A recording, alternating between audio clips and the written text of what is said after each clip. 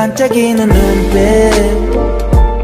눈이 부셔 매일 날 감싸주는 손길. What? A hit and run? It wasn't an accidental accident? So you're saying someone intentionally tried to kill Mari? Yes, that's correct. Even after checking the chairman's license plate, there was no trace left. It seems like this was not the work of one person, but several people orchestrating the incident. Chairman, have you noticed anyone recently who might have a grudge against the company? A grudge? Yes, actually, the people who carry out these kinds of accidents are hired thugs who act on commission. Based on their skills, it seems like they have done this more than once. They meticulously planned and waited for the right moment to target Mari. Who would have a grudge against Mari to the point of wanting her dead? That's what I'm saying. No matter how much we investigate, we can't find anyone who would want to harm Mari. I don't understand. Jintak's expression as he hung up the phone was filled with confusion.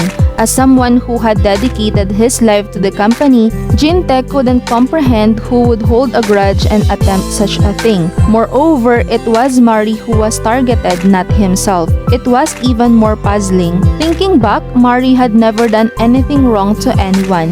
This only deepened Jintek's confusion. Who could it be? Who would do such a thing to my daughter? Why would they target my kind-hearted daughter? It doesn't make sense. Jintek sat quietly in his study deep in thought. Recently, the only significant events were excluding Jindan from the company and making Jintek the sole successor. It couldn't be his aunt who did such a thing, and Jindan, although he had a habit of getting into trouble, would never dare to challenge Mari and himself with a knife. Jintek was even more perplexed, although he had heard from Dojun that someone had been following them since they got into the car. There was no concrete evidence to identify the person. Then the door suddenly opened and Jindan entered. "Hyung, I think I know who the hit-and-run culprit is," he said. "What? You know who it is? Who is it? Who caused the hit-and-run accident and ran away?" "It's that guy who has been chasing after Mom for days, asking her to get insurance. It's him." "That guy? Insurance? That doesn't make sense. Why would he try to kill Mari for insurance money?" "Hyung, you're too naive. I saw him trying to scam Mom for insurance. He couldn't succeed, so he must have held a grudge against Mari. He thought she had money, so he wanted to take advantage of her. I'm sure of it. I will catch that guy who tried to harm Mari," Jindan said confidently with a smile on his face. There was no one else who could inherit the APP except himself. Pil Sung, Mari's older brother, was still in a coma, and the weakened Mari was nothing more than a helpless to him. So all Jintek needed was Jindan's approval to hand over the APP. That's why Jindan had the idea of catching the culprits who tried to make Mari's death look like an accident to protect her.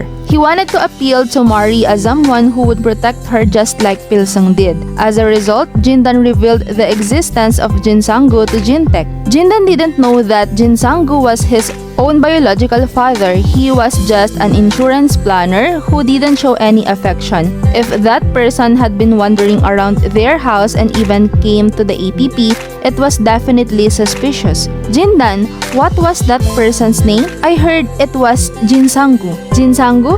Hong Egye's ex-lover? They were together even before she was with the chairman. After they broke up, she went to the Philippines and she hasn't been in Korea for long." "Didn't you say the hit-and-run suspect was a foreigner?" "Yes, that's right. According to the investigation, Jinsanggu is a foreigner. I will submit these files about Jinsanggu to the police right away. He must be connected to the accident." Jintek handed the files about Jinsanggu to his secretary and stood up firmly. He decided to go to Hong Egyo to find out the relationship between Jinsanggu and the hit-and-run accident. Jintek saw Jindan holding the collar of a man who seemed to be Jinsanggu, and he heard their conversation. "It's you, the hit-and-run culprit." "What? Hit-and-run? You were trying to get insurance money from my mother, weren't you?" "Jindan, he's not that person. He's not like that." Hong Egyo tried to intervene, but Jindan forcefully removed the hand that was grabbing Jinsanggu's collar.